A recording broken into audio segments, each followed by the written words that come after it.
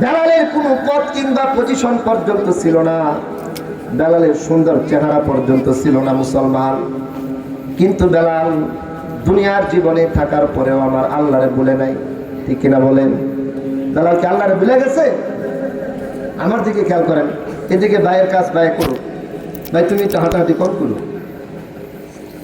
হযরতে বেলাল দুনিয়ার জীবন পাওয়ার পর আল্লাহর কসম আখিরাতকে ভুলা যায় নাই, আল্লাহরে ভুলে নাই। কিন্তু বেলাল আল্লাহ পাককে না ভুলে আল্লাহর কসম সে ঠকে নাই, সে জিতছে।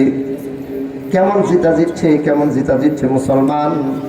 আমার নবী বিশ্ব নবী রাহমাতুল লিল আলামিন সাল্লাল্লাহু আলাইহি ওয়াসাল্লাম বর্ণনা করেন, বেলাল এমন জিতছে, বেলাল যখন জমিন দিয়ে হাঁটে বেলালের পা চলে জমিনের উপরে, কিন্তু এই পায়ের আওয়াজ জান্নাতের মধ্যে পর্যন্ত পৌঁছে যায়। সুবহানাল্লাহ।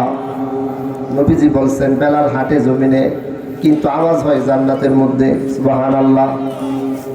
বেলালের চেহারা ছিল একবারে কালো, হাবশী গোলাম ছিল, গোলাম। বাজারের মধ্যে বেলালকে বিক্রি করা হইতো মুসলমান।